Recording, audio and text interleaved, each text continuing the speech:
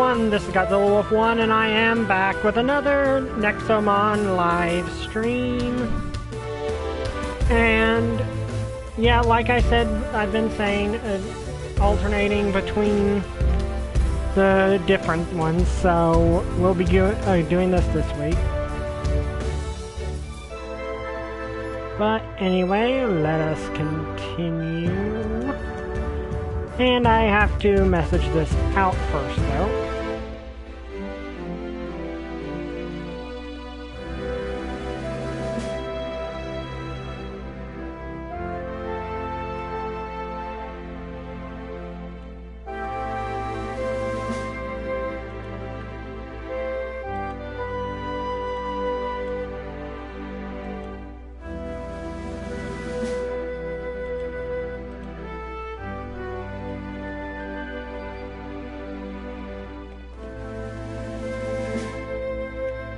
Then we can get started properly.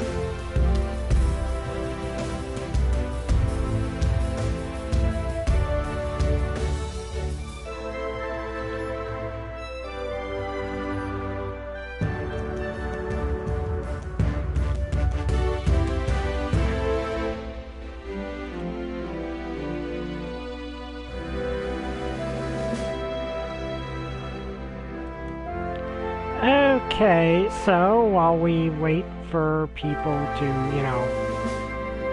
file in, I did get Radiant Citadel this week. No Dragon Lance.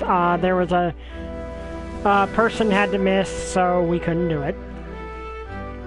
We're at the final battle with Lord Soft, so we can't afford. No, everyone has to be there. Just plain and simple, everyone has to be there. But Radiant Citadel, we just basically had a kind of plot dump, as they call it, session where the group learned a bunch of stuff from an NPC that was introduced that had an encounter with the Dragonborn cult reminder. I added this myth arc to my Radiant Citadel campaign where a cult of Dragonborn, a cult that's led by at least 4 Dragonborn, are trying to release these monsters called the Primal Forces, and the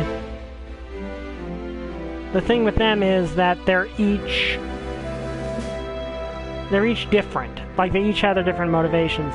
Well, they learned from this librarian that one of them, one of the ones they have not met yet, but it saw at a distance, who was a white Dragonborn, or they thought he was,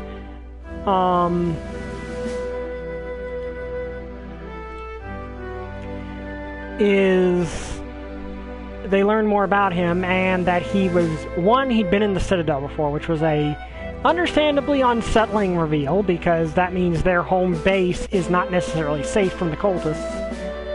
But 2, that he is actually an albino. For 1, he's not actually white, he's albino.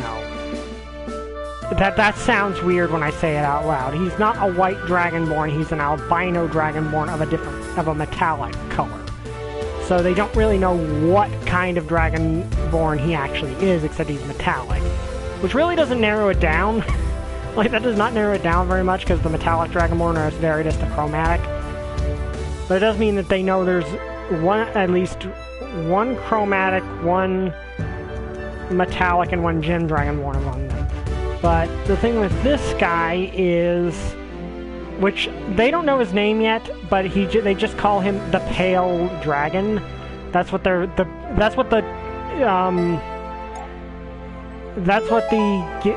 players have decided to call this guy. Is just the Pale Dragon, because they don't know who like, his true identity. They just know him as the Pale Dragon at this point.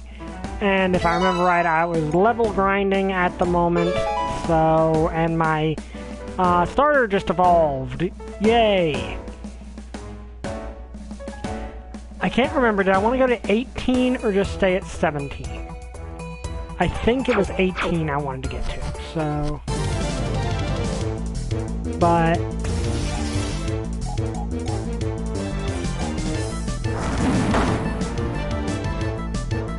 Okay, it already caught him.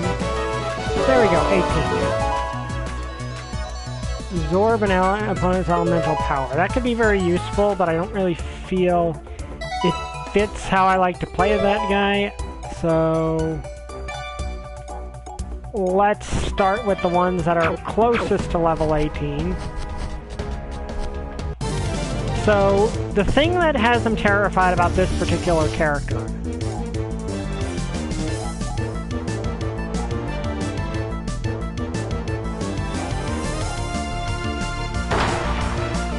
Wait, have I not caught those guys? Okay. But the thing that has them worried about this particular character is they discover he has this scar, and the way he acts kind of implies, and that is something different.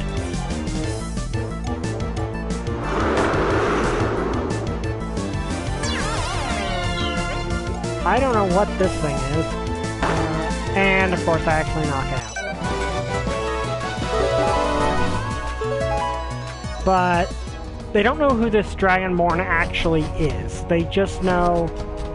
But they know that from how he acts and a scar on his head, that he most likely has a head injury of some sort. Okay, I gotta weaken him a little bit. This is the weakest thing I got, because the spring is super effective. But basically he has a head injury that seems to, specifically this head injury would cause, if it, in real life, it would cause a form of a thing where they literally cannot feel fear. And it removes a lot of inhibition. It is an actual head injury that can happen. And they realize, with that in mind, this guy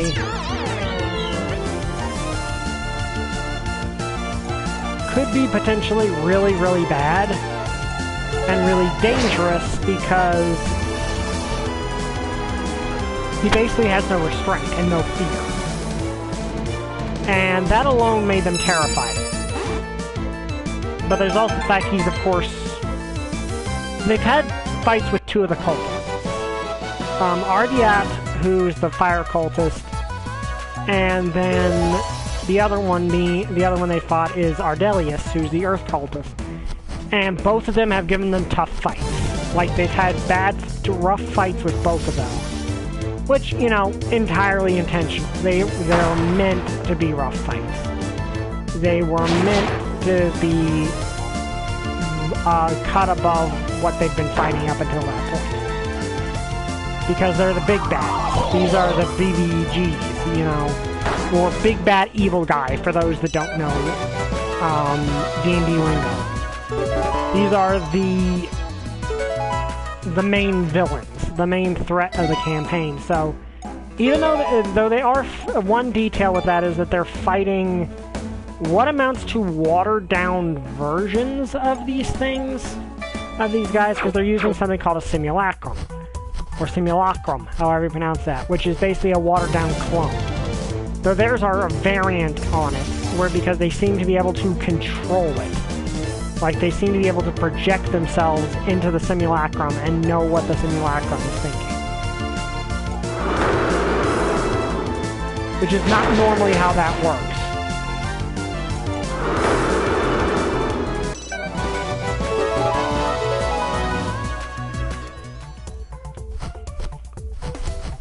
But that they know for a fact that the ones they've beaten so far. Okay, he is confused now. They know that the ones they've been fighting so far are... And he knocks himself out. Okay. They know the ones they've been fighting so far are much weakened versions of these guys. But the ones they have fought have have been significant problems.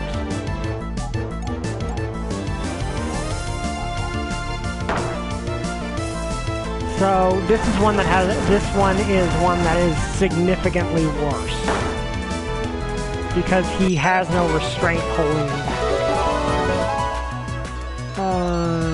Okay, so that's basically how. Let me see. I like this feature that I don't actually have to... So he has explosion, he has this.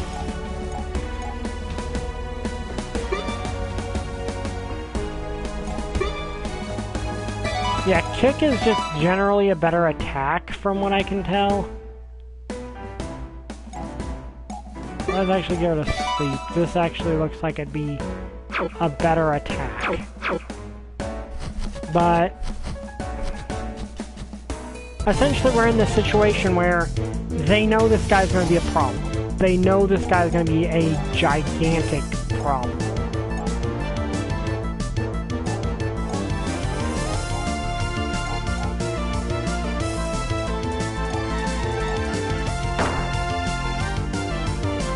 And they're scared of him.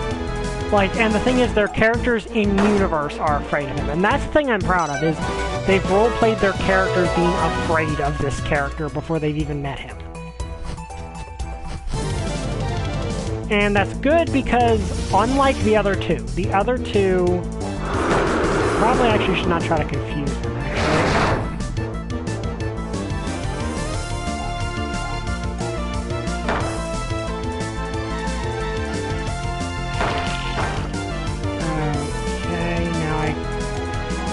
Here's hoping I can catch him without getting knocked out.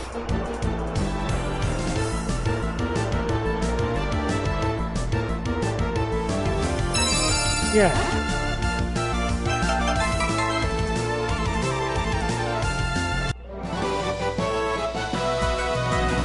I don't know what this thing is. I've got a fire type starter, so. And because this guy is established as the second in command of the cult. He's the BBEG. Like, he is the second in command of the cult. And it's established he's the most dangerous member of the cult. Like, not the strongest, that's their leader, of course, but the most dangerous member of the cult. So I'm glad that they've had their characters genuinely be afraid of this guy. That the party does not want to fight the guy without a plan, without being prepared. That they're genuinely afraid of him, which is intentional because I wanted this guy to be threatened. You know, I want him to be a threat. Okay, you're new. Oh, that was good. Oh, that's that. I mean, I don't need you, but the more of these I catch, the easier it's going to be to, like, there's a legendary that will just show up. Like, it's not a roaming legendary, it's a legendary that just randomly shows up, and the more Nexomon you have, the more likely it is to show up.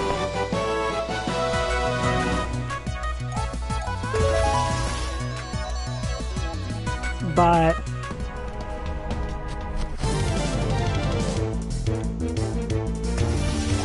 why do I keep running into new ones?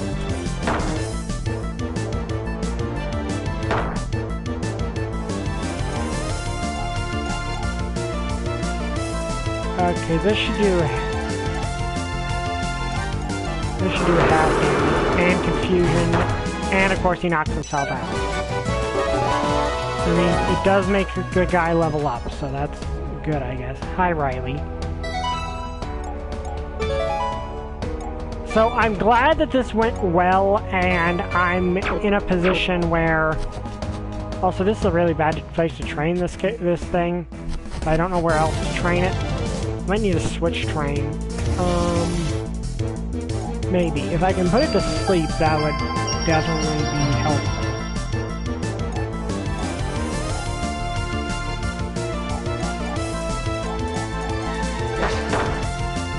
Okay, yeah, that's like, I think I'm weak to its attack. Yeah, I'm weak to it, which is problematic. Fortunately, it decides to use an attack that's not super effective.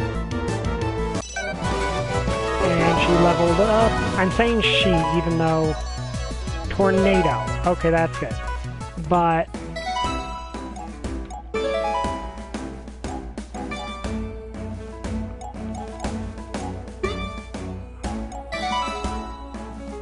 Alright, let's swap those out. I like that you can swap between them at any time. But...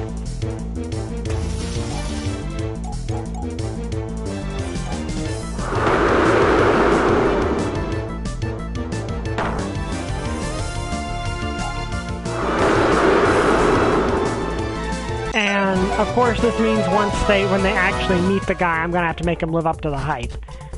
But... now the thing is, ooh, that's interesting. Give me 1 second.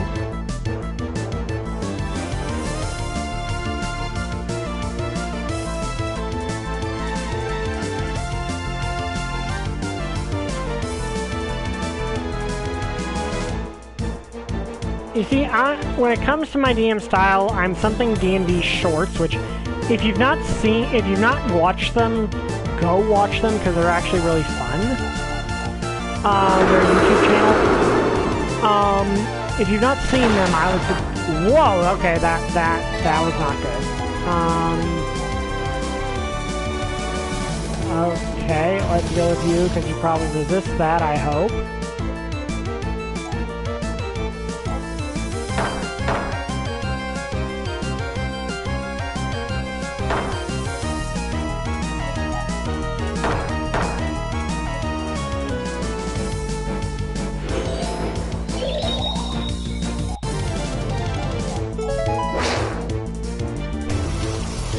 But I'm what the D&D Shorts calls a Nick Fury DM, which sounds cool, and honestly, I like being a Nick Fury DM. It basically means you're that DM that gives the players a ton of stuff, like gives them a ton, like lets them get a lot of stuff, lets them get away with a lot of stuff. You're the DM that gives tons of magic items and extra feats, and Riley, no. And so on, but you do it because you want to do epic things. Like, you give them all this stuff because you want to... Riley, no. No. Because you want... Sorry, Riley's being chaotic neutral. Stop being chaotic neutral. And that's the default state of cats. She's licking the power cord to my computer. She's not biting it, she's licking it, and I don't know why she's doing that. And so long as she doesn't bite it, I guess she's not hurting anything, but... I don't know why she's doing that. I guess maybe there's something on it that she likes. No, okay, no. You can lick, but you can't bite.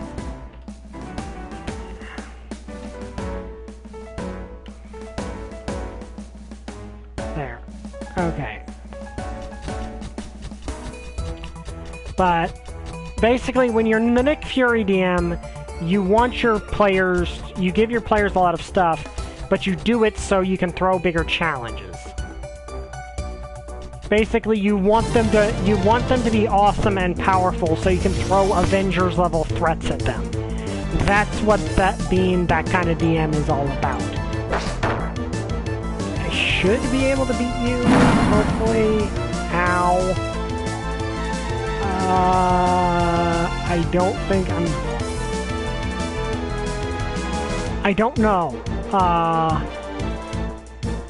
No, that's... I'm gonna have to switch here.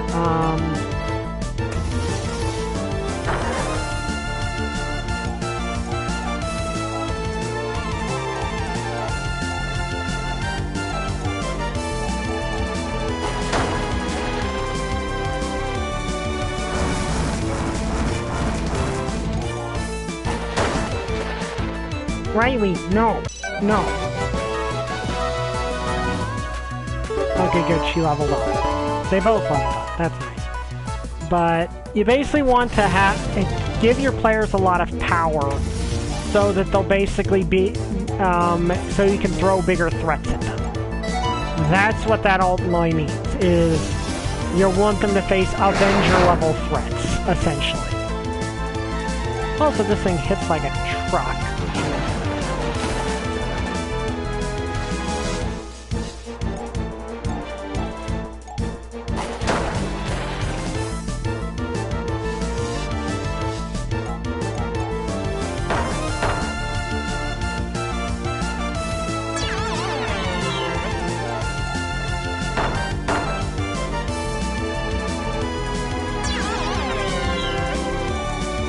So, in this case, I want the cultists to all basically be super villains. I want these cultists to to be big threats because I've given the players a lot of feats, I've given them a lot of power-ups.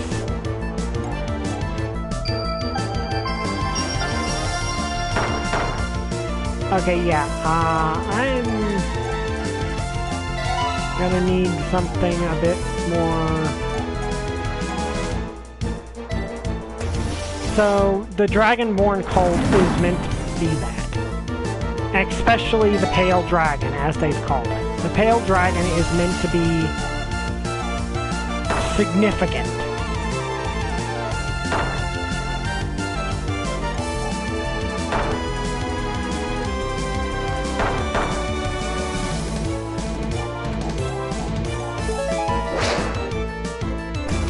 And he's the second in command. He's meant to be something that if they were a normal party at level 12, they're at level 12. And they don't know what level I'm going to throw them at them yet.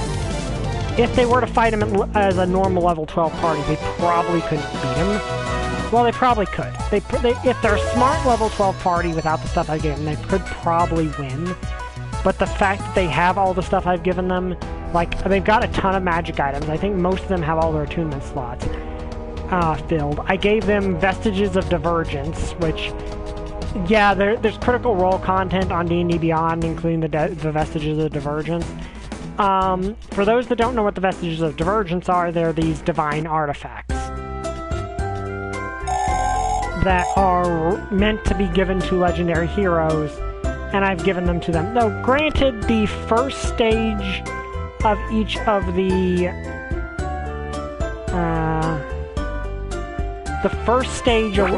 unawakened versions of the Vestiges aren't that powerful. Like, they're still really powerful, but they're not that powerful. Like, I gave one character the Deathwalker's Reward, which, yes, in its dormant state, basically gives you just a bonus to your AC and advantage on death saves. Which, granted, advantage on death saves, really good. Like, that is a really good thing. But it's not, like, the level 1 things are not too fantastic. Yeah, sorry about that. Like, the level 1s are not, the first stage ones are not that dramatic.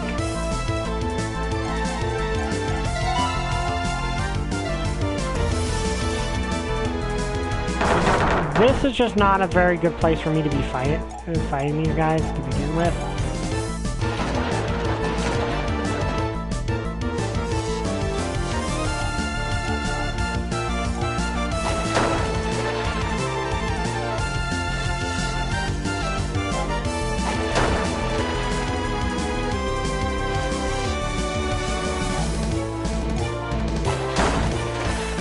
But yeah, I gave another one the Titanstone Knuckles, which that one is more significant because it basically gives you, it breaks the strength cap and gives you a strength of 24, which, yeah, that's a big deal. That is a significant deal.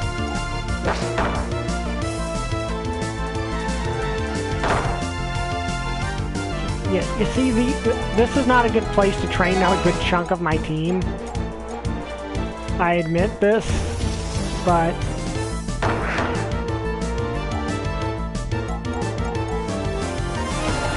I mean, if get this off, then I pretty much win.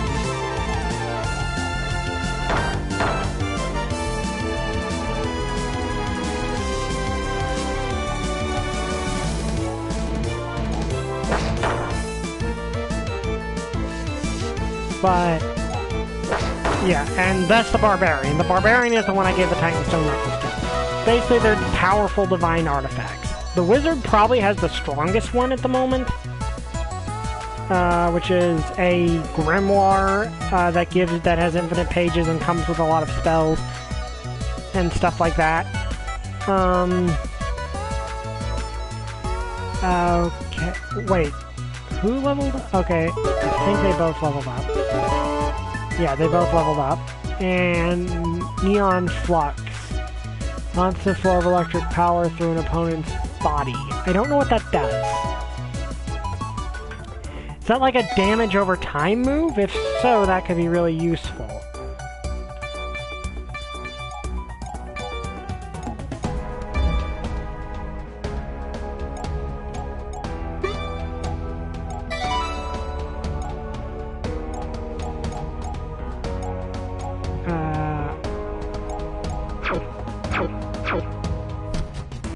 But yeah, I've given these characters a lot of cool stuff.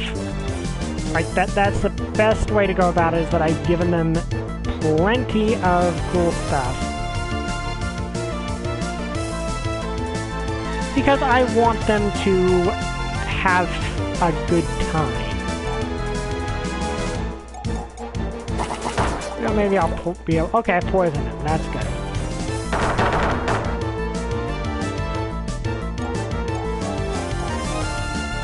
Oh no, I didn't poison him. Did I poison him? I don't know if I poisoned him.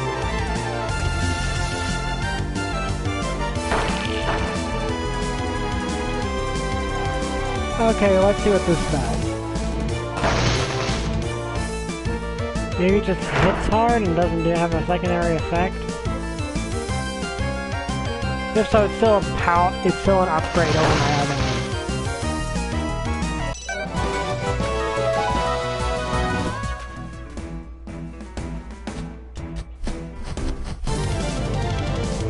But basically the Vestiges have multiple states where they get powered up as time goes on.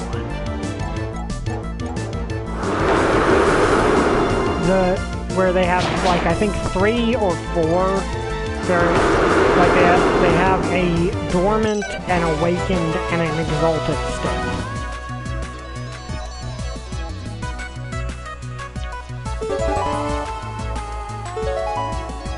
So, and each of those states gives a power-up, like gives you a power boost.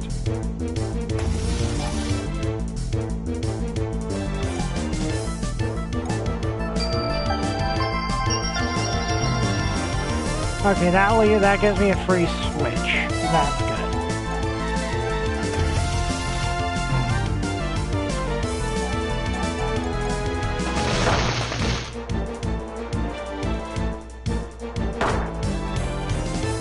Yeah, that gives a power boost. I don't know if it does anything else. Like, I think it's just a stronger attack compared to what I had. And man, this is not he's got some bad aim right now. But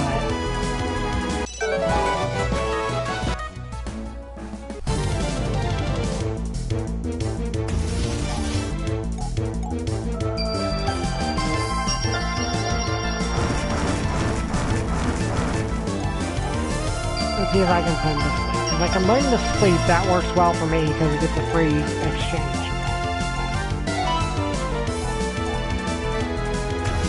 But yeah, the Vestiges have these progressions to them, which give them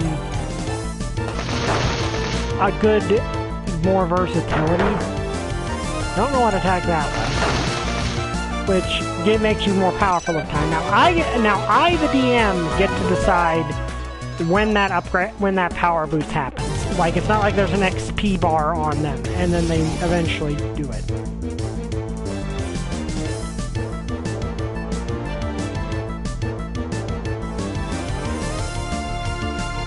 Like, that's not the way that works.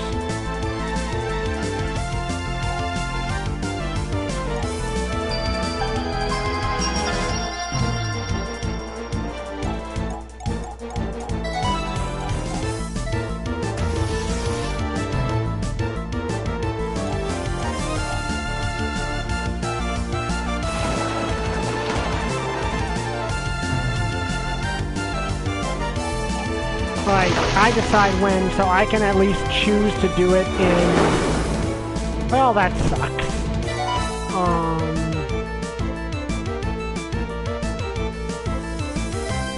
This is a very emotional... I realize a significant amount of my team either one-shots fire types, or is completely... or is vulnerable to them, and that is an issue.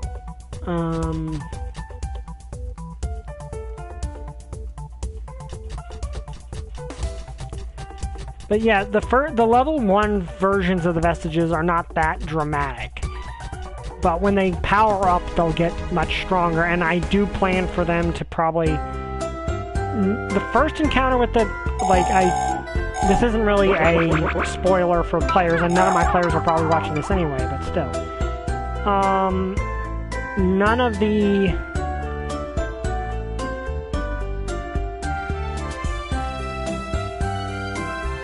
None of the Vestiges, like, I don't plan for the I plan for the Vestiges to have reached their full power by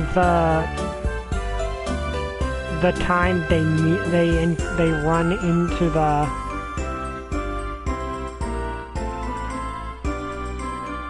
cult's true power, the cultists at their full power. So I do plan for them to be exalted by having the exalted Vestiges by then.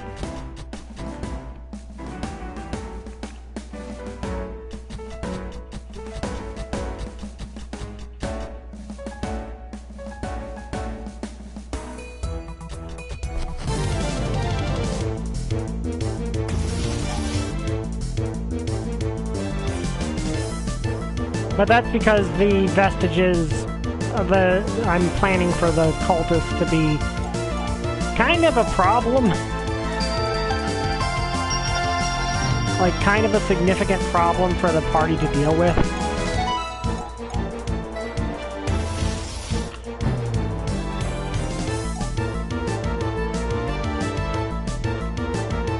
Which, yeah, they're the big bads. They're the BBEGs. They're meant to be significant issues.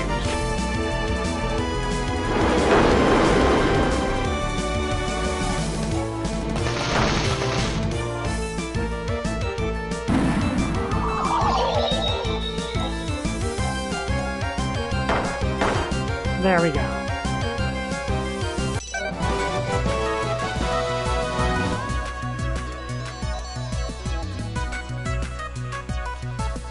Trying to think of what vestige I gave the... Armor of the Valiant Soul. That's the thing I gave to the Artificer of the party. The Armor of the Valiant Soul. Ooh, okay, she's evolving, yay! Second evolution of the playthrough, yay!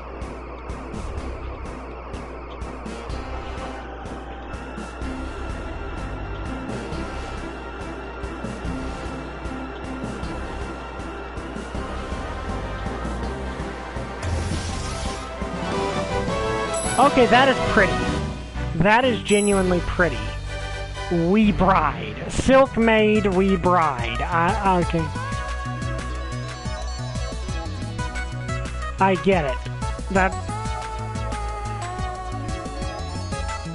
And apparently, and I think this is her final, like, her final form. And yes, so we didn't... Okay, so... Got second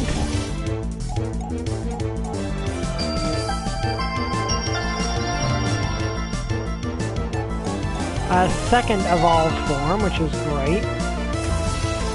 We've got one, and I like that I can do that because it gives me a...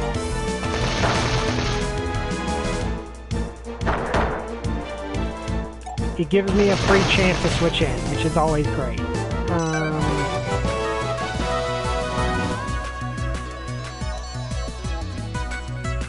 Okay, sorry this is being a grind for the first part, but I have a feeling I'm gratuitously underleveled at this point. You know, let's see if she is... Okay, she is significantly stronger now. Not strong enough for that, though. So... yeah, switching over. That looked like Fire Blast, essentially. That could be a problem.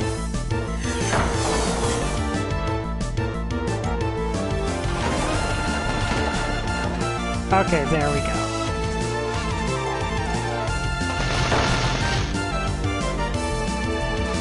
I realize I would have actually knocked him out by now if I'd just gone for the throat, but whatever.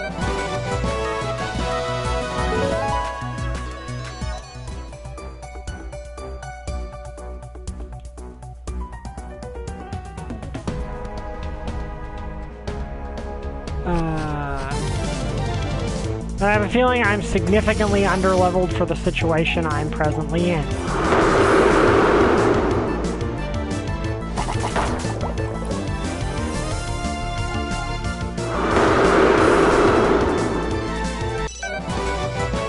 They leveled up. Snake Eyes. Intimidate your opponent with a piercing glare that reduces their attack power. Okay, that is definitely a useful feature.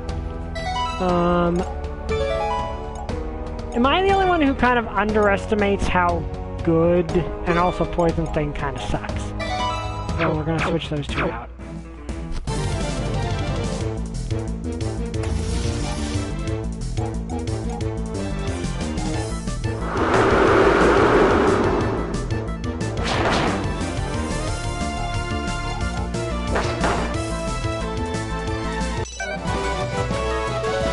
But...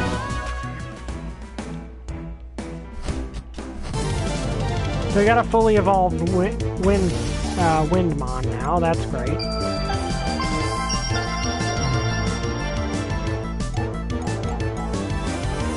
Does this wake them from sleep? I don't think it does. No, it does not.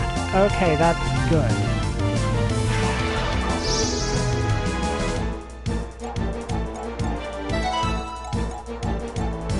Okay, we're also gonna heal, because...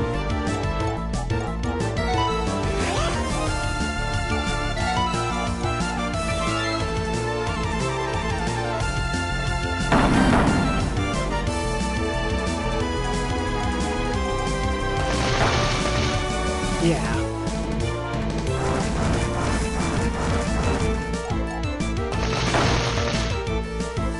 But yeah, the vestiges of... I like the vestiges of Divergence. If you've not seen Critical Role, I kind of recommend it because it's actually pretty... it's a really good series to me. But...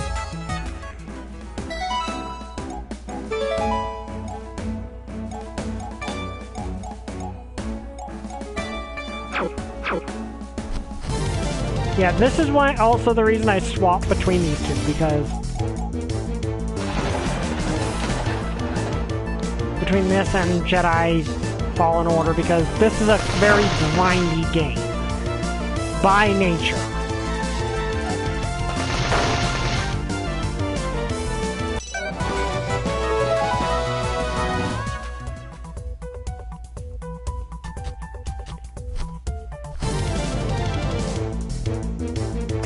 Yeah, now, here's an interesting thing to me, is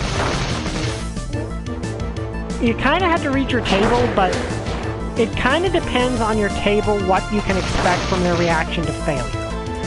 Because, and it is something I'm wondering, because how will players react when they hit 0 HP? Like, that's a rather difficult thing to predict sometimes, is how exactly is your table going to react to when one of them gets knocked out? Are they going to feel bummed about it?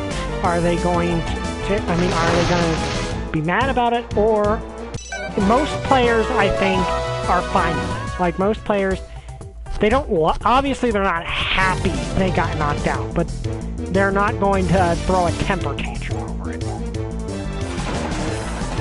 I have enough faith in my players to not expect them to. Okay, this is problematic. That's annoying.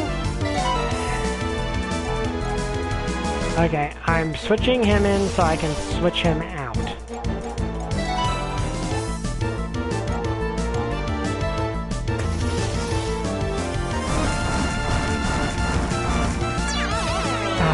Stupid bound effect.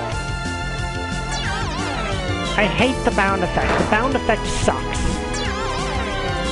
Like, okay, this is actually something I have told my players about when it comes to D&D. This is why there are multiple spells in D&D I simply will not use.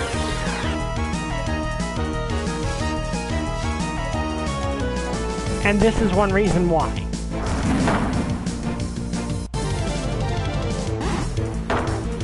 Okay, I burned him. That's good. But there are multiple status effects in D&D that I just will not use.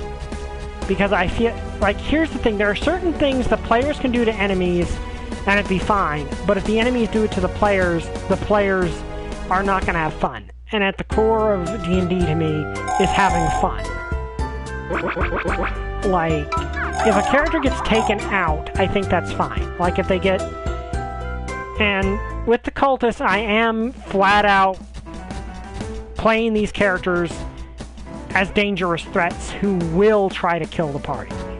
Like, I'm not being a killer DM. Like, I'm not being a killer DM where I'm going to set the table against them so that they'll certainly die. I'm not going to do that, but they are playing to win. Like, the enemies are fighting to win and genuinely attempting to kill them.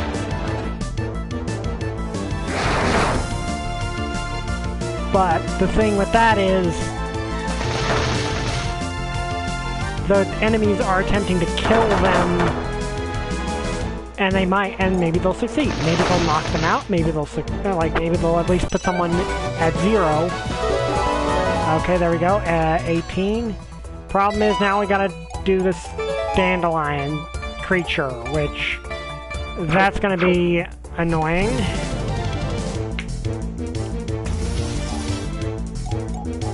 Because not only is it under-leveled,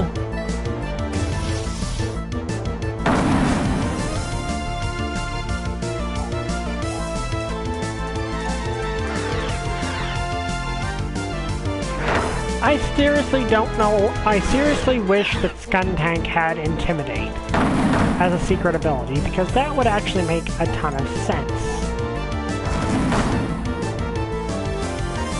Okay, that just straight up one-shot it, which that's fine. Okay, now it has Tackle, which I think is a better move than what it already had.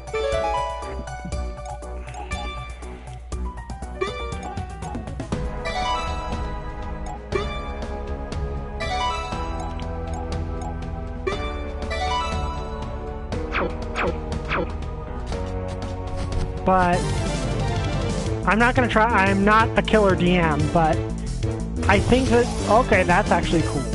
I don't know what it is, but it's cool.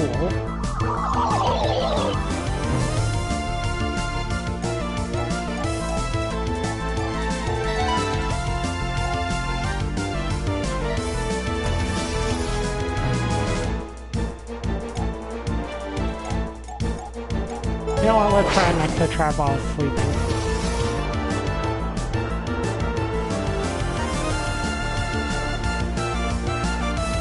Okay, good, it's succeeding.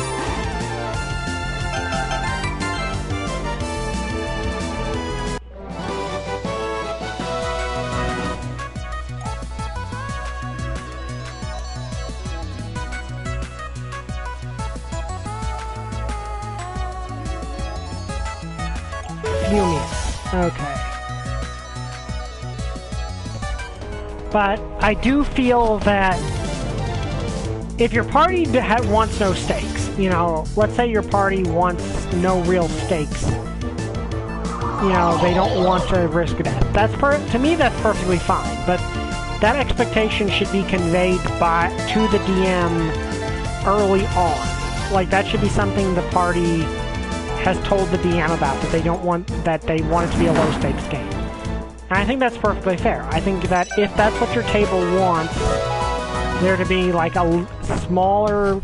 Okay, actually, I think I'm just going to go back this way when we're not fighting fire, because I feel like it'd be nothing but fire types in that area.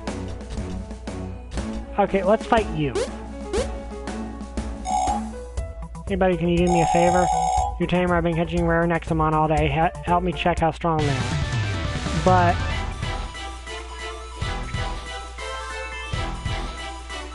to me, that's the thing. Okay, what have you got here? Okay, that's an electric type. Unfortunately, it's also an electric type that is multiple level... This is why I was level grinding, by the way. I was level grinding because of this.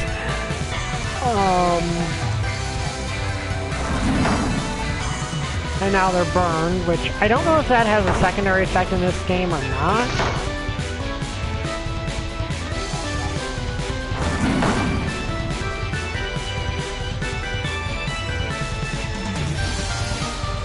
Okay, that is a snake creature. I think Mineral is strong again? I mean... Okay, no, they're not weak to that, but the level difference is significantly lower.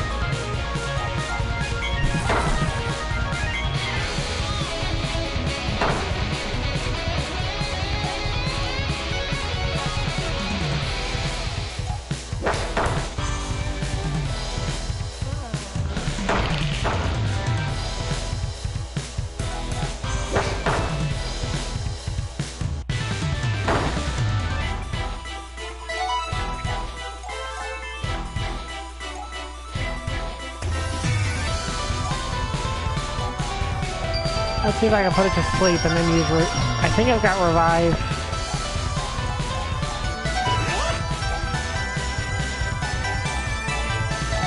Yeah, I'll use it on them so they'll get that. They'll at least get some XP.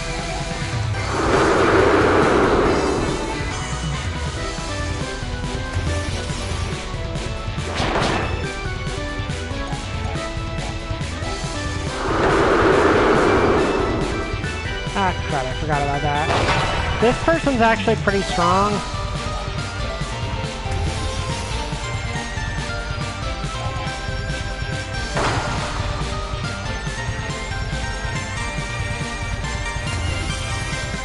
And again, this is the exact reason I decided to level grind like this.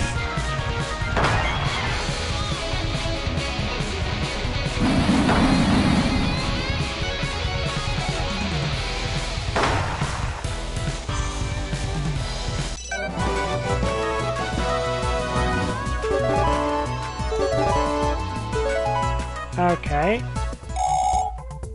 My buddy, that was rather mean of you. I caught them last week, so of course they lack training. That was, of course, your idea to fight me, so, you know. I wish this game had a, what do you call it, a bike function. That would be cool if it did, but it doesn't.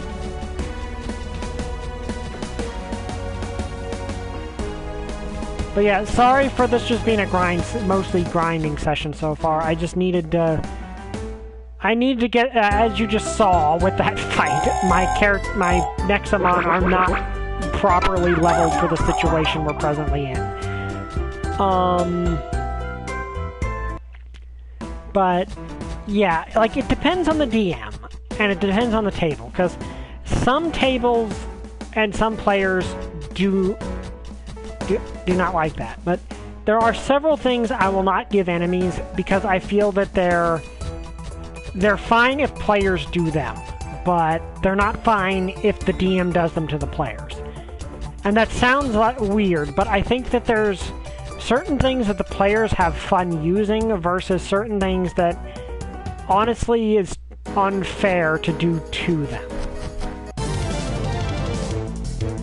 Like, I will not use the stun condition against the players.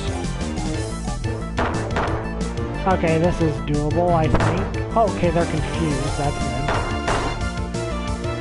That was good. Like, I will not use the stun condition against the players. Of course, monks, the entire thing with them is the stun condition. But I will not use the stun condition against my players, and there's a very simple reason for that, and that sucks.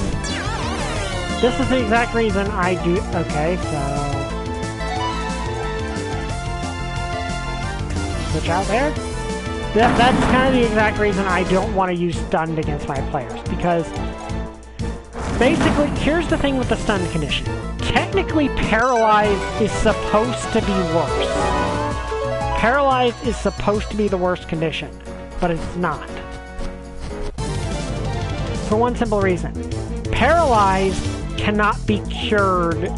paralyzed can be cured by lesser restoration. Lesser restoration gets rid of paralyzed, no problem.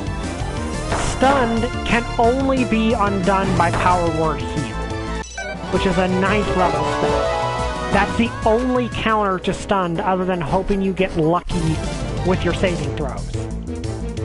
And there's a very high possibility that your saving throws, you won't get lucky. Like, if you're stunned and you have your stat that is connected to countering the stun, to the saving throw is low, you have a very low chance of breaking out of that. Like, to show you what I mean. Okay, so let's name some other effects. Frightened. Okay, there are a few, I don't know if it's lesser restoration or greater restoration that counters frightened, but it's still a spell. It's still a...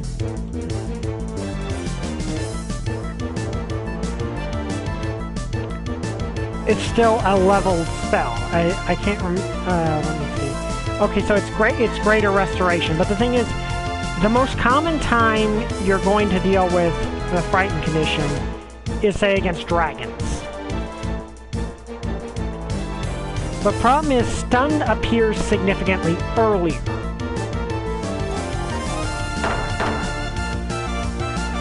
The stun condition comes online significantly earlier than the frightened condition. Like, it comes online significantly earlier than when you'd have 9th level spells. For those that aren't D&D players, 9th level spells are the strongest spells. Like, I think in previous editions there might have been higher level spells than 9th, but I know in 5th edition it's 9th. Like, okay, wait a second. I thought it was lesser restoration.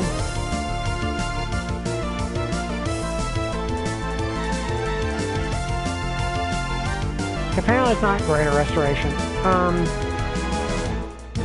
But thing is, okay, calm emotions. That's one. That's what I was thinking of. Calm emotions suppresses the frightened condition. So if your cleric uses calm emotions on the party, okay, you don't have to worry about the frightened condition. If you're charmed, there's various ways to break the charm condition. And the thing is, frightened and charmed, I believe, both have the condition that you repeat the saving throw every time you take damage. But the stun condition does not. The stun condition can only be removed by Power Word Kill. I mean, not Power Word Kill. Of course, Power Word Kill would end it because you're dead. But Power Word Heal. Power Word Heal is the only counter to stun. And here's... Ooh, that actually could be very useful. It's the only counter to Power Word to the stun condition. And that's why I don't like using it.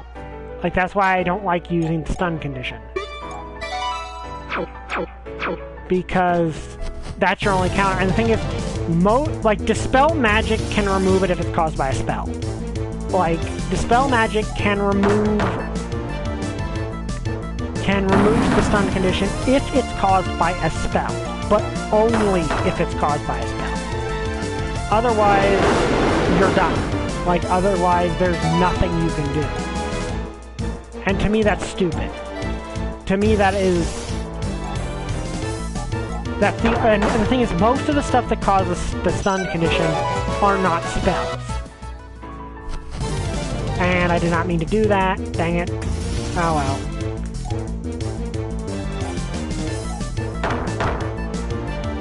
Most of the stuff that causes the stun condition are not spells. They're normally abilities and stuff, which Dispel Magic... Okay, as a DM, I would probably rule that Dispel Magic would dispel the stun condition, depending on the level of the character that's using it. But... But to me, that's unfair, because it basically is a one-shot. Like, it's basically an instant win. Okay, so say you have an enemy monk, and they use Stunning Strike, and just keep using Stunning Strike every turn, because a lot of times that the monster stat blocks don't have key points. So they don't have to worry about it.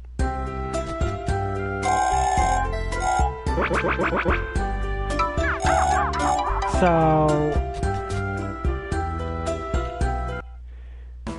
but they can just, say they go after the wizard, they can just keep stunning the wizard over and over again, because that wizard I mean, not the wizard. Okay, that's actually a bad one, because that is actually a bad example, because everyone normally has a really high Constitution score.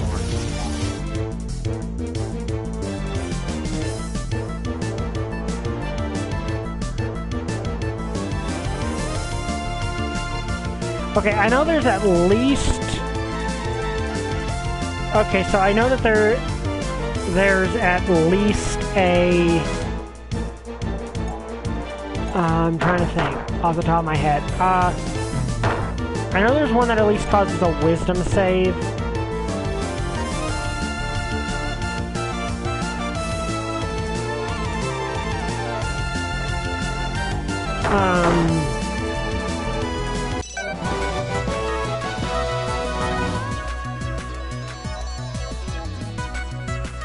I think it might cause a Wisdom save.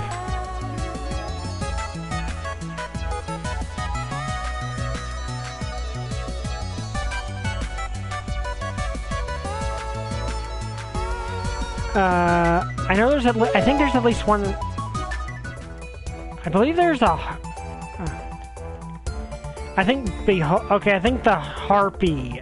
If thinking off the top of my head, I think. Yeah, the Harpy, I believe, has a... No, wait, that's a charmed effect. No, I can't remember. I know that there's a lot of ones that can cause... That there are higher level effects that cause the stun. I think some Dragon's Breath weapon. I think some yeah, I think there's at least one Dragon's Breath weapon that does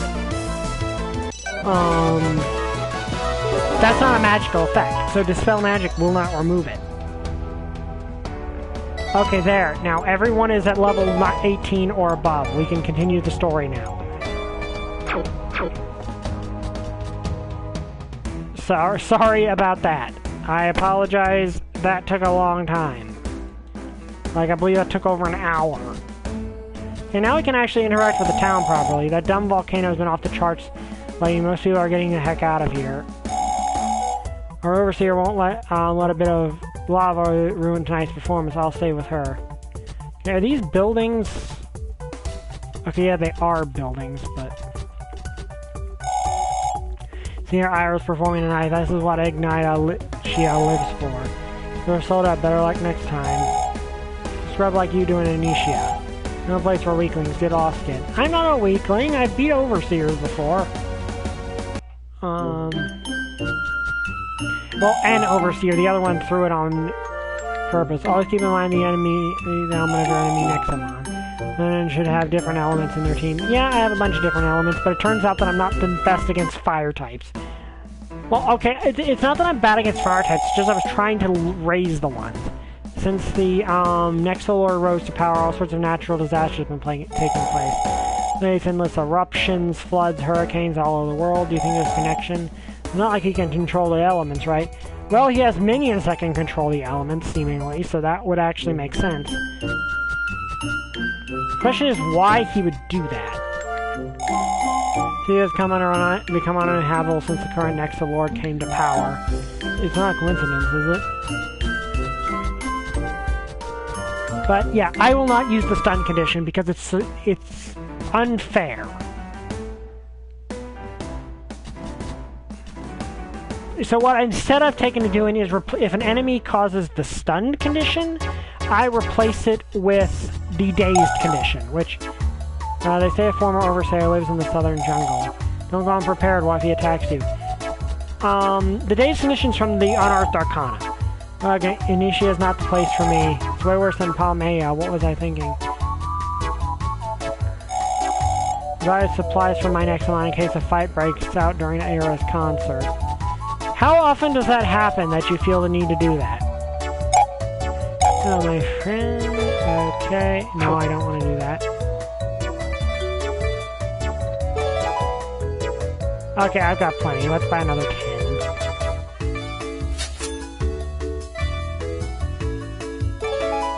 Hey, I forget how many potions I have. I got 15. Is there revives?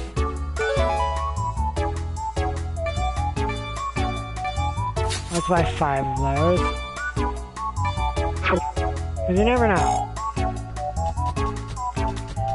But basically, it basically makes it so it is debilitate. It is a bad effect.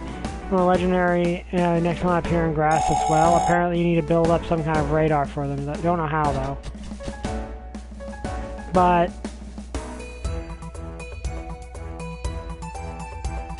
okay, let's look over this way first.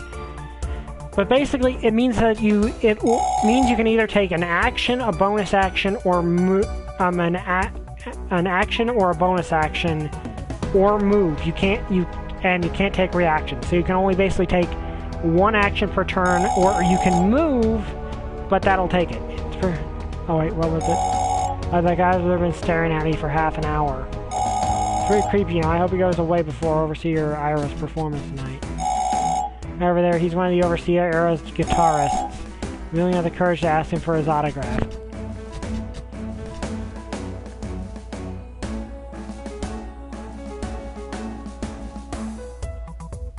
What's going on here?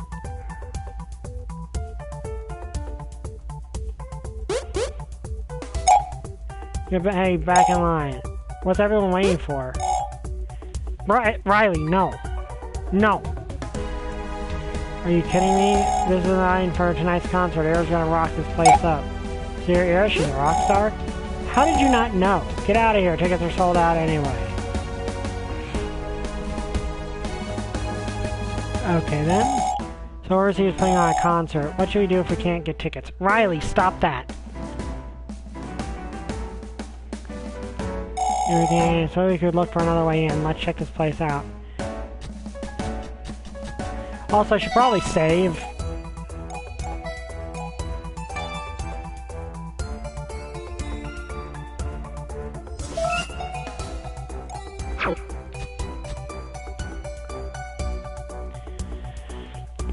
But basically, I see dazed as being a far less punishing condition that's still bad. Like, that's still a bad condition to get affected by, but it at least is a condition that you can deal with. It's annoying, but you can deal with it. Hey, isn't that Ron? Hello, friends. Are you here for tonight's concert? You wouldn't happen to have a spare ticket, do you? Perhaps, meow. What do you want for them?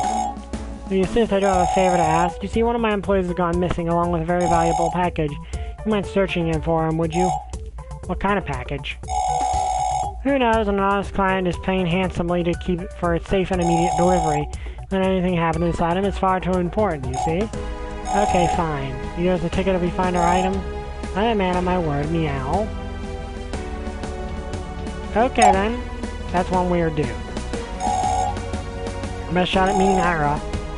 How hard can it be to find this guy? We can start by heading east. Let's go. Nishia is not the only place dying off, you know.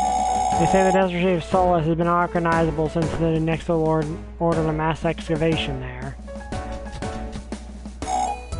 Cough, the air is somewhat toxic nowadays. I think I'm moving to Param Town, but it's so far away. Mountain Village is my best bet, but I've heard that overseer disappeared.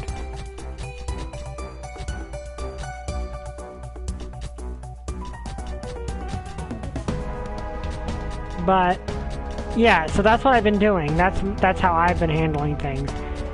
And there's a list of spells I will not give enemies. Fascinating. Initia is truly a marvel, don't you think?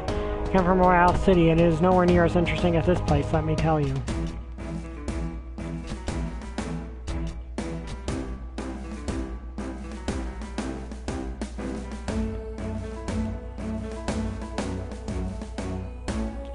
Okay. But yeah, that's what I've been doing. And I try to be a fair but challenging DM. What the heck are you? Okay, yeah, this is another reason I've been training my butt off. It seems the level curve in this game is kind of ridiculous, though. Like, I just spent all that time training, and I'm just barely on par with the wild Pokemon. Or wild Nexomon, my bad. It's a Pokemon-like game, so I kind of forgot. Speaking of Pokemon-like games, don't expect Power World in the near future. I might get that game someday, but it just doesn't grab me. Like, this seems to be, to me, this is a lot better.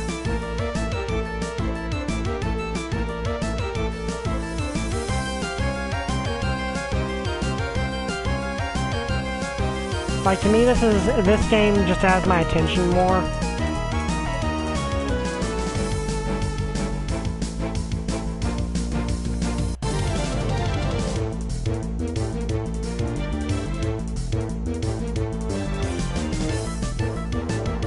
Okay, in Mudtown. Okay. Okay, I get it now. I'm not gonna use it, mind you, but it's an interesting design.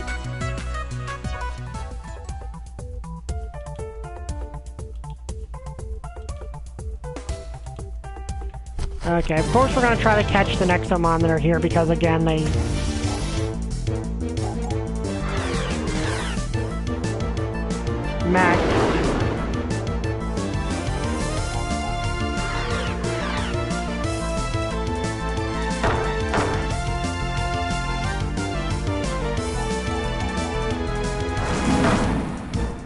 I'm going to be honest, I don't know if stuff like that actually raises... okay, good. Raises the chance or not. I don't know how this game actually works in regards to that. Okay, you I can just knock out for XP.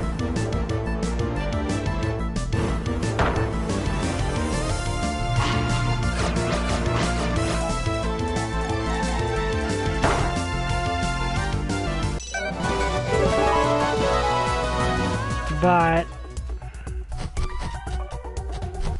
to me, that's the thing. If you're gonna be, DMs need to be challenging but fair, and that is just a fish on land. Why are you on land?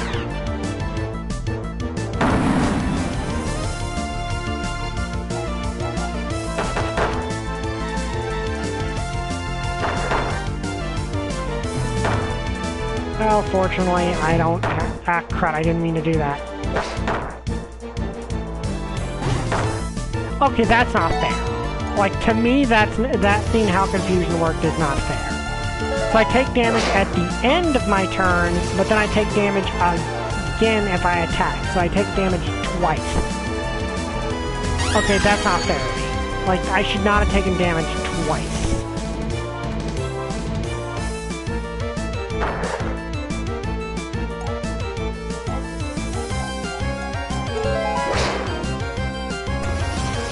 But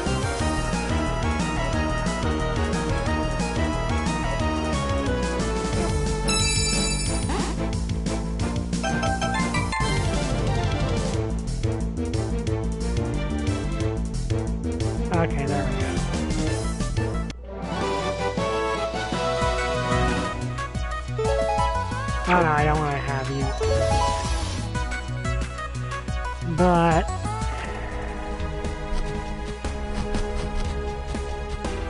But yeah, to me, if you're going to be a DM, you need to, and you want to challenge your players, be challenging in the way that there's legit danger, not in doing something that is pretty cheap to do, in my opinion.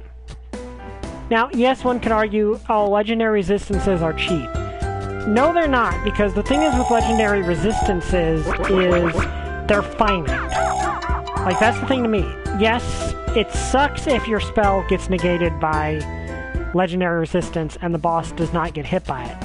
Thing is, that's... The boss only has, like, 3 of them. Like, the boss ever only... Like, unless it's, like, Tiamat.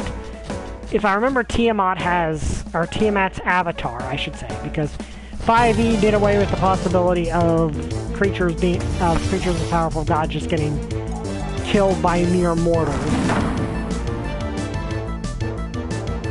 Under normal circumstances. I don't know what ability that is. Okay, that raises defense, so maybe I'll just be able to do this.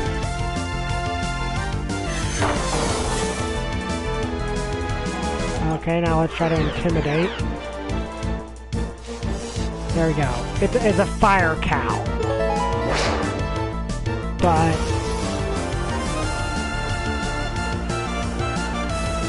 Like, I consider legendary resistance as fair game because they're finite.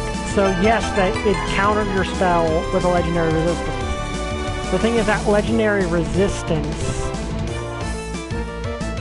costs them something.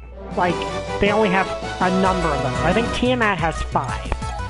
So the thing is with Tiamat's avatar is she's supposed to be a deadly encounter for a level 20 party. She's meant to be one of those things that the players are not meant to be able to fight at her full power,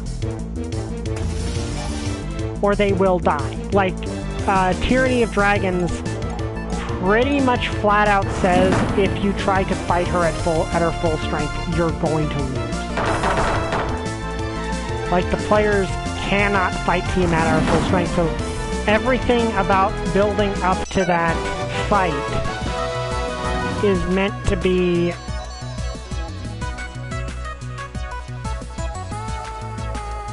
Yeah, I believe she has 5. I believe Bahamut's avatar also has 5.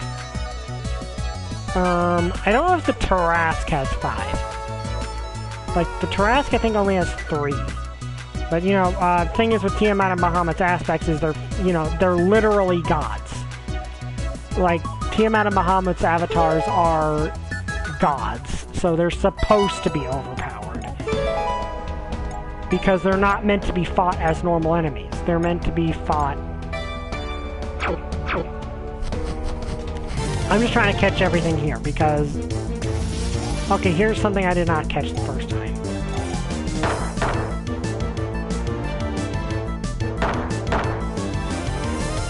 Do you find it interesting there's no fighting type? Okay.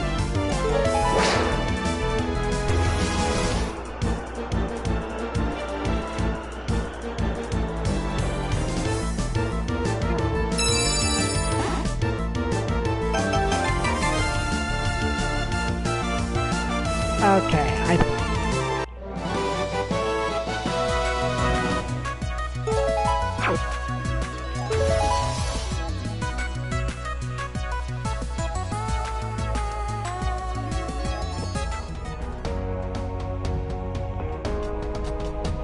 Okay, I think that might have been all the Nexomon in that area. Yeah, here we go. Yeah, I already caught this guy.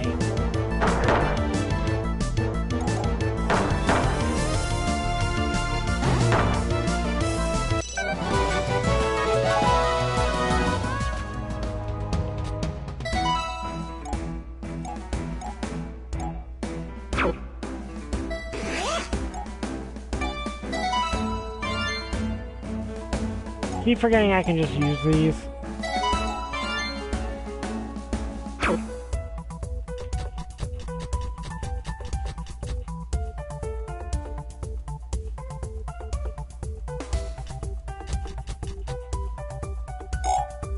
Out of my way. Okay, that was a bunch of minions. Hey, those grunts work for the Mexilor. What should we do? Well, it's up to you, but remember we need to find the missing package. First, I'm gonna fight this guy. I'm not used to heat here. You know, I'll be relaxing a Nexomon battle.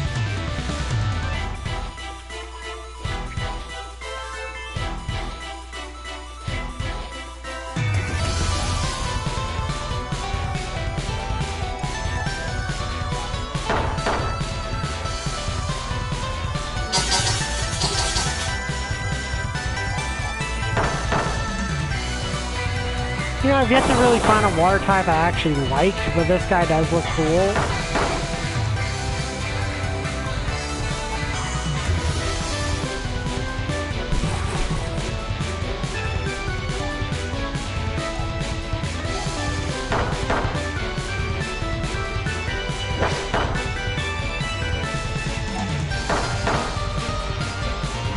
Okay, well this knocks me out. Yeah, that knocked me out. Dang it. Oh, right, this. Okay, if I can put him to sleep, I'll use a revive.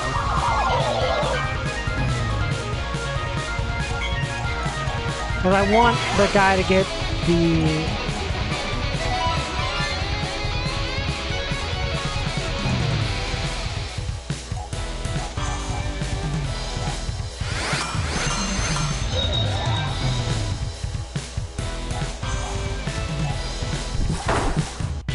the XP for that. So that is actually cute. Mandras. Okay.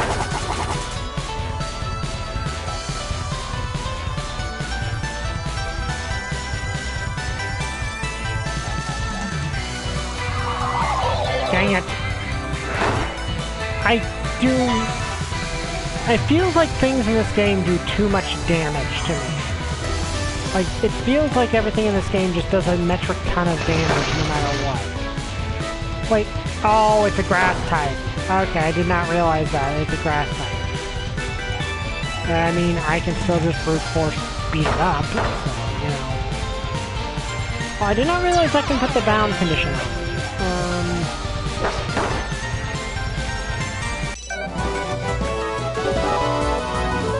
Yeah, I wanted Felicia's to get that because... yeah, I feel much better now. Nexomons are a solution to everything, you know? Okay, gotta go heal, then we'll go deal with that whole situation happening. But to me, if you're gonna be a DM that challenges your players, be fair about it. Like, just be fair about it, because there are stuff that I consider cheap. Like, there's stuff I don't consider challenging, I consider it cheap. Like, I will not give every enemy silvery barbs and counterspell. Unless, okay, if the players seriously abuse those things, I might give counterspell and silvery barbs to everything. But, of course, the thing is with those two spells is you only get one reaction. So, they're less valuable, they're more valuable against if one spellcaster. Like, I did a one-shot last night, because Dragonlance wasn't there, so I did a one-shot. There was only one cast... well, there were two casters in the enemy group. But the thing with those two casters was they were very... okay, that was a bad idea to use.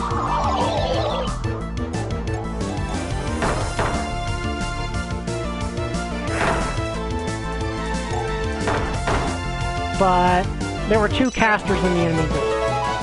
But one of the players had counterspell, which ended up countering the fireball of one of the casters. Yeah, now if I'd had two casters, they could only counter one of those. But I only had one. Still, it was still a challenging encounter regardless, but the caster really didn't get to do anything.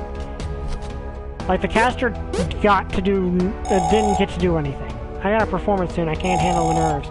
I have myself fighting other tamers, what do you say?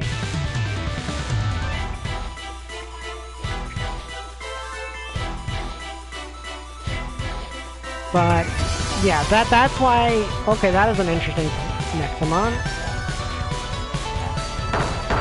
Kinda hoping I can get a confusion off on an enemy.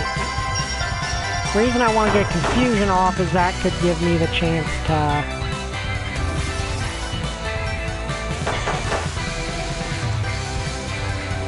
pout. Okay, there, we got confusion. So I can start doing this. Let me see. I don't actually know if stat buffs stack here. Okay, apparently it only says it's stacked if the description says it's stacked, so I'm only gonna get the one. Taffika. That is a cool Nexomon.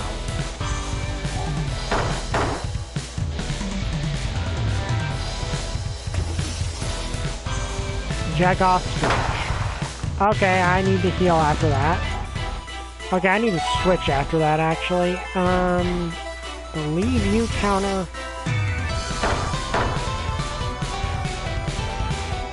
Of course, I immediately get bound. I hate the bound condition. The bound condition sucks. Like, this condition just sucks. I hate this status condition. Which is why I brought up the whole stun condition from D&D being stupid.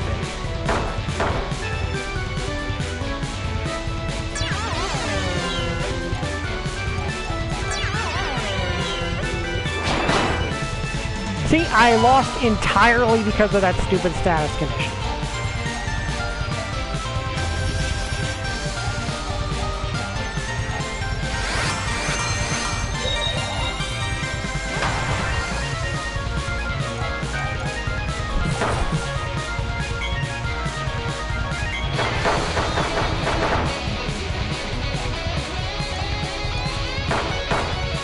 Okay, lucky confusion there.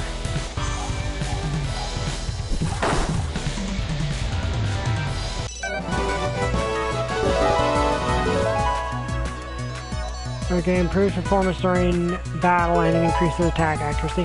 I've not really been noticing that being an issue. I got lost. Now I'm even more stressed about my performance. But yeah, and I really don't like using hold person if I can help it. Now, the thing is with the charm condition spells, I view those in a different light because here's the thing about the charmed condition. And of course, okay, this is not a fun setup here. The thing about the charmed condition, you're like, here's the thing about that. Yes, your character suddenly comes under control of the enemy. The thing is, you can still have the player play that. You can still have the player control their character, they just gotta follow the orders of the enemy. You know, and that's only... Okay, you're new. Oh, excuse me.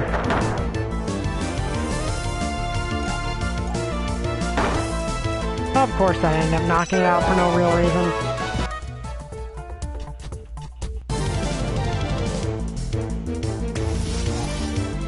Well, I guess I'm on a crit. Okay, no, that's just a more powerful attack. Did not realize that, honestly.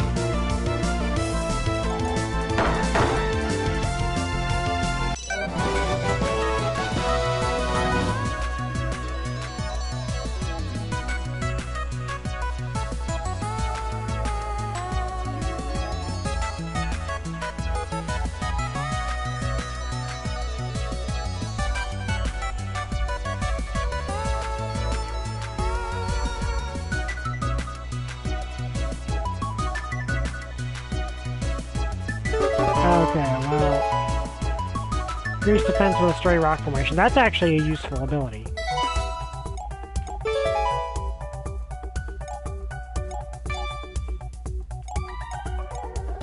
But I think I'm gonna go with attack, with the attack buff.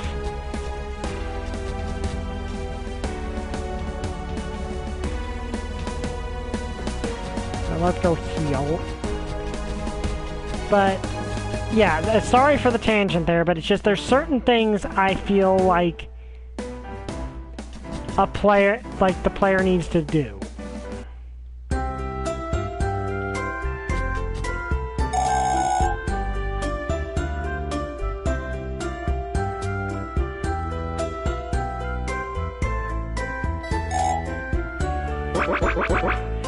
Yeah, also, I just got reminded of something by a DM on Discord. Yeah, don't expect Suicide Squad Kill the Justice League to ever set foot on this channel.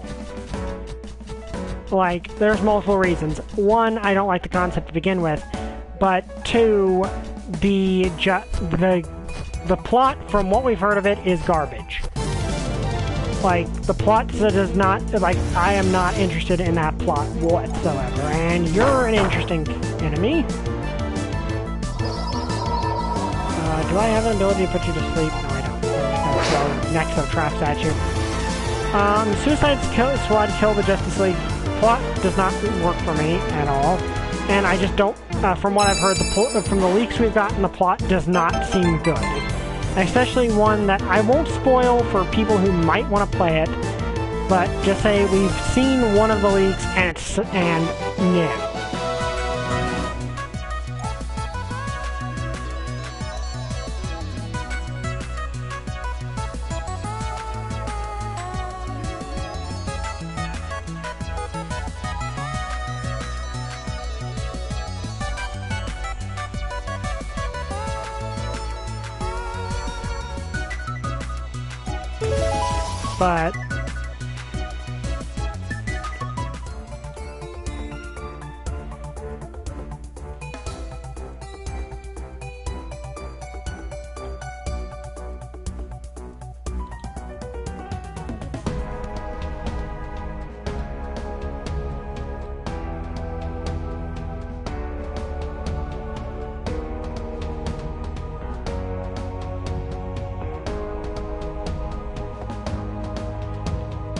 But yeah, what we know of the plot of that game, I have no interest in it.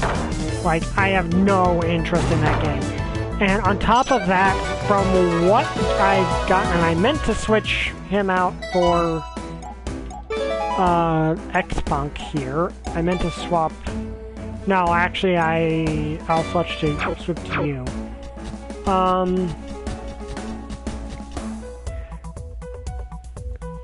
From what we've learned of the gameplay's terrible. Like, everything I've heard about the gameplay is it's just boring, repetitive, and just not fun.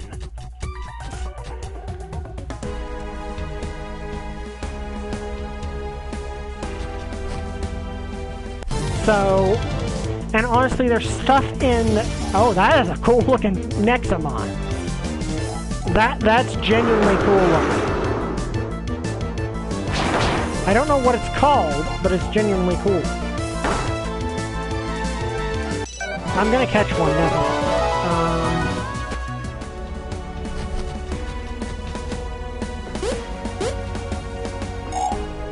Cough, cough. The air is so toxic in the city, cough, but it's nicer here far away. You're stealing my fresh air, just try it. No, that was not my intention.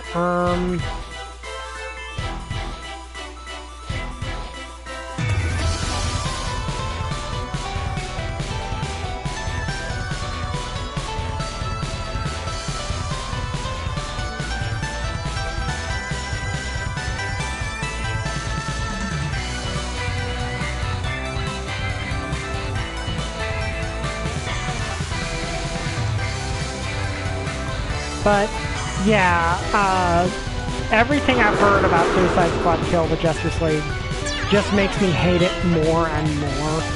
And I consider some of the stuff that happens in it just disrespectful. Oh, am I, alright, I forgot for a second there I was in a trainer battle. Oops. That would have been over way quicker if I'd remembered I was in a trainer battle. Okay, that is cool. That is a cool that's a cool Nexomon.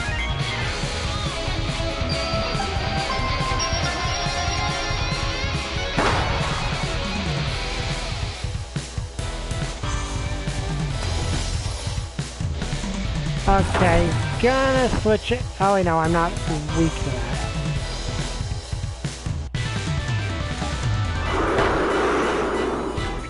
Trying to bind it.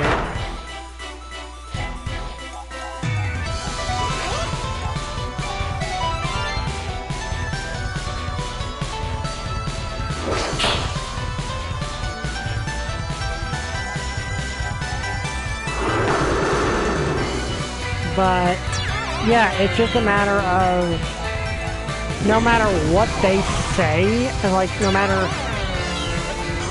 like, I do not know how, like...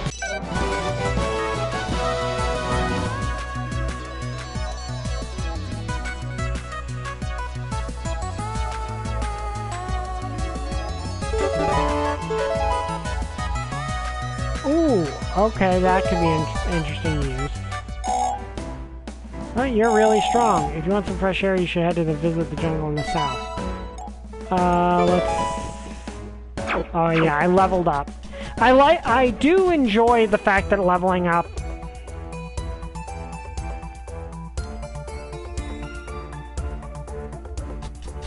I do like that, actually. I don't know where we're supposed to be going here.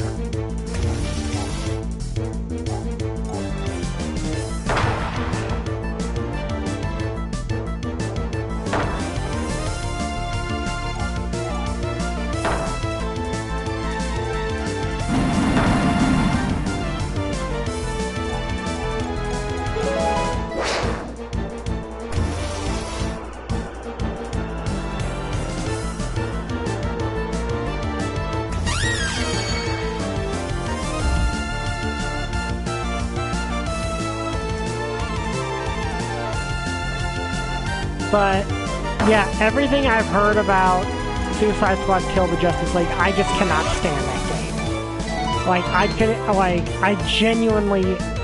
It's not only a fact, it's not just a matter of, I don't want to play this, it's a matter of, I genuinely think this game is disrespectful to the characters involved. Like, and here's the thing, I like...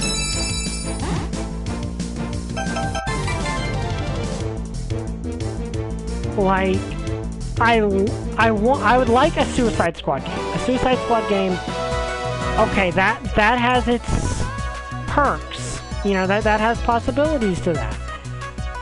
But not the one version they created. In any way, shape, or form.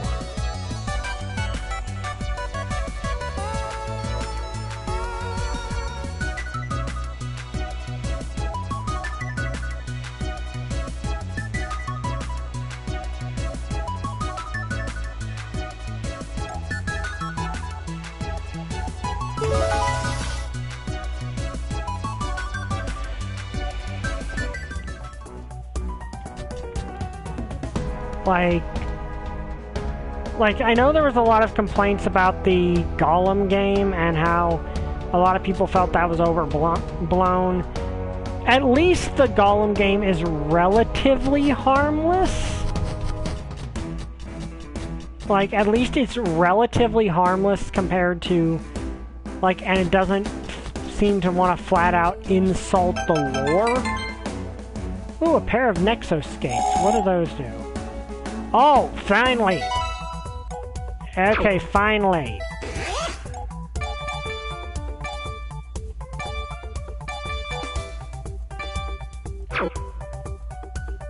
Oh yeah, okay, yeah, finally. That will make things significantly easier.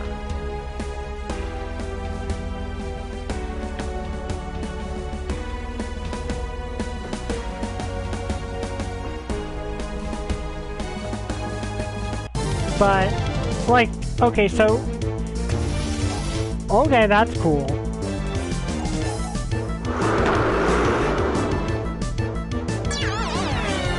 But the issue with, like... I think the thing is, the best...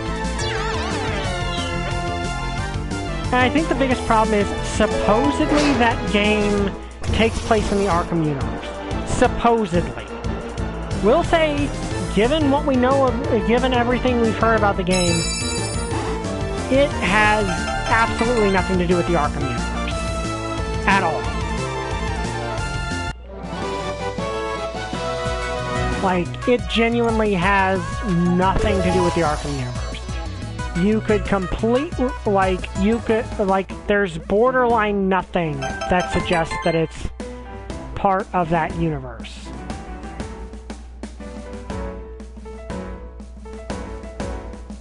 Okay, so there's just an item up here. Like, there's borderline nothing, and okay, that is both cool and disturbing at the same time.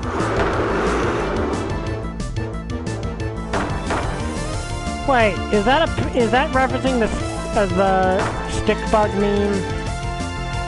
It looks like it is, and of course it knocks me out. Let's just go with this.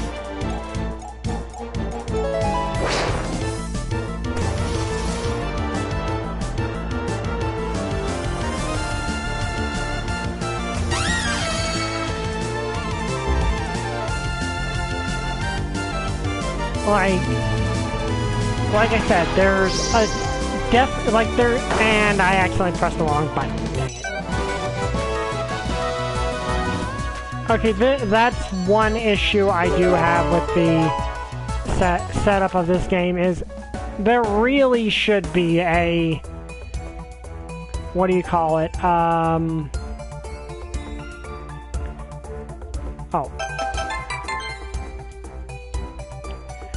I like that Pokemon has the fight option.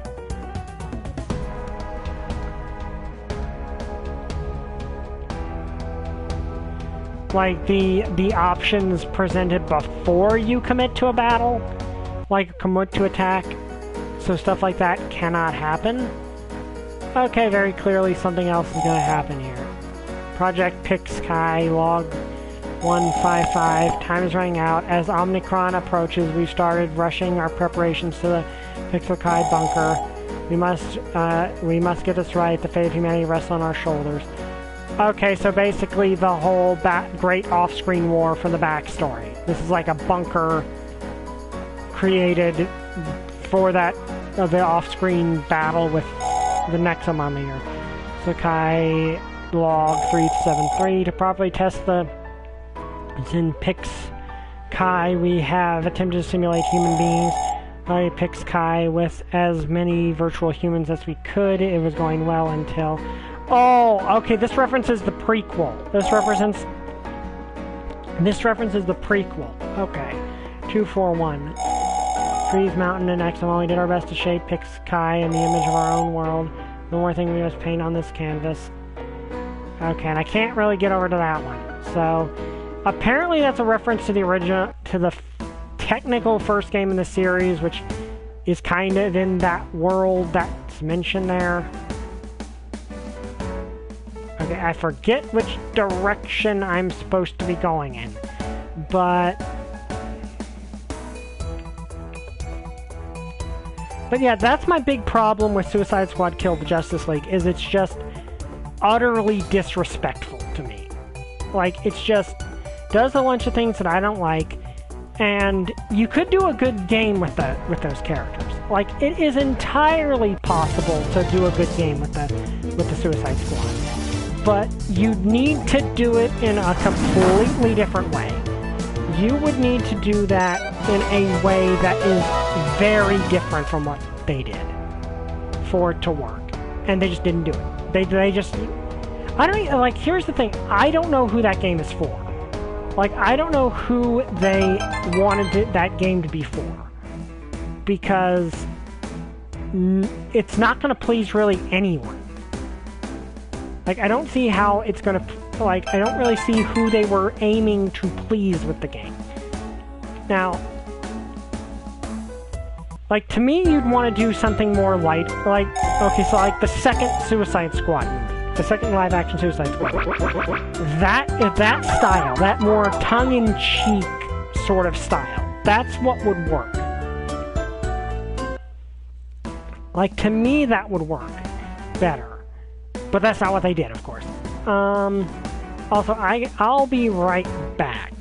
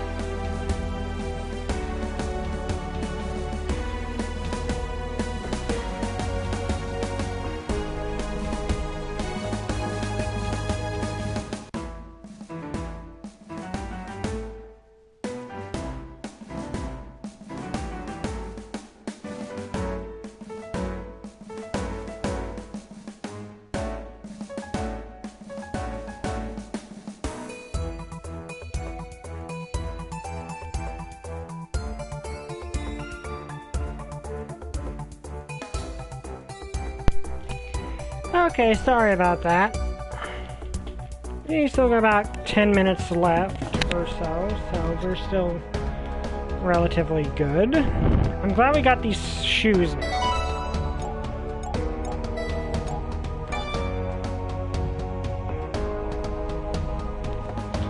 Okay, is this gonna work?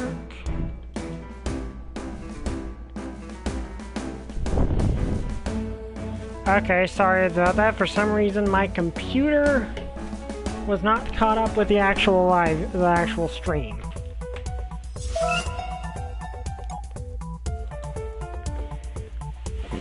Excuse me. But yeah, I apologize for that.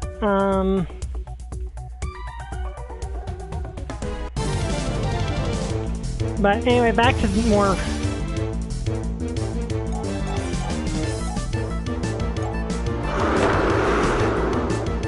Yeah, like the thing is with this UI is I wish the UI was a bit more... Okay, how do I phrase this?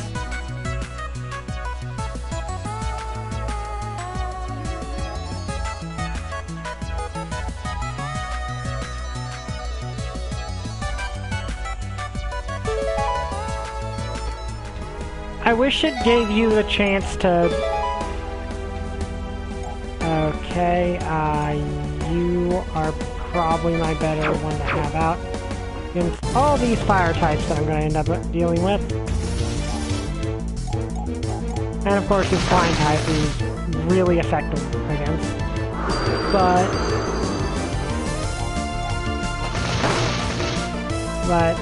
yeah, when it comes to like I said, when it comes to D&D, I'm what D&D Shorts calls the Nick Fury DM, where I want my players to basically be really, really strong. But I want them to be really, really strong so I can throw really powerful opponents at them. I want them to be able to be awesome.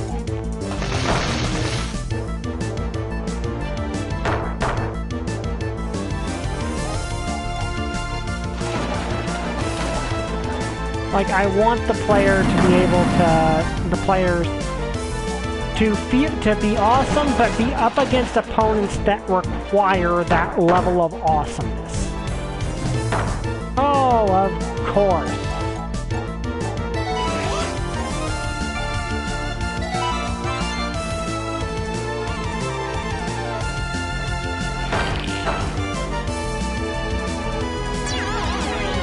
And now I'm bound and confused.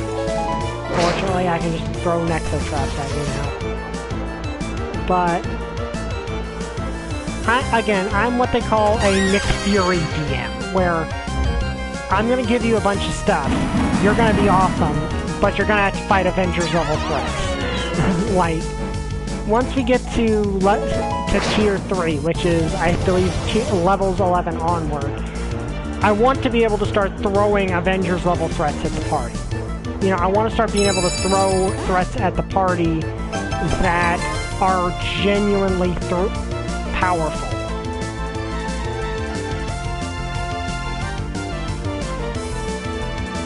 Like, I want to end up being able to throw these seriously powerful enemies at the party once we get to that stage, and them have enough gear to deal with it. I want things to be able to be described like a superhero movie at that point. Okay, there we go. Oh, an extra trap, that's nice. Which is, again, why the Pale Dragon, I want him to be a major threat. I'm going to try to avoid... We got 2 ways we can go. I don't think we need to go this way. That path leads to the jungle. Let's go back. Well, on the bright side, at least there's a reason other than a broken bridge for that. Okay.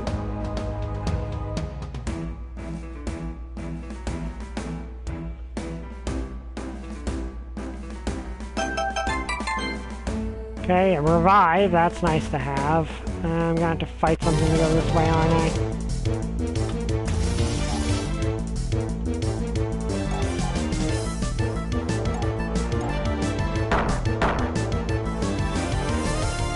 But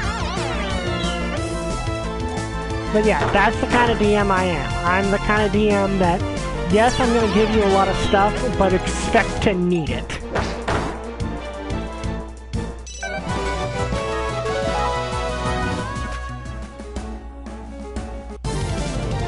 Like, expect to need the stuff you are being given.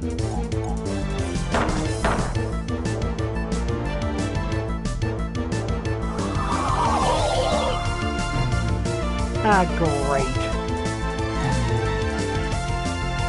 Okay, well, that just lasts one turn. I forgot about that.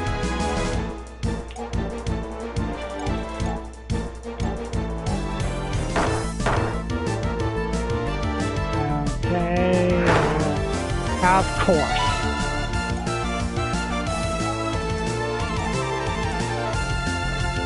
Well, he's weak enough she can finish him off.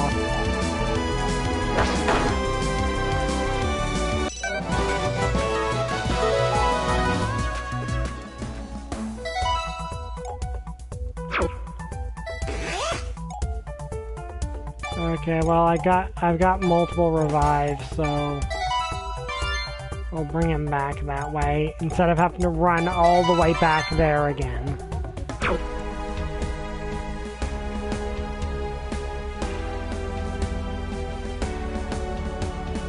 I have a feeling something important's going to happen here later.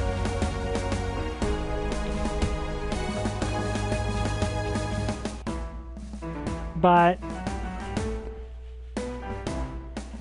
again, that's just my way of playing. Like, that's my way of DMing. So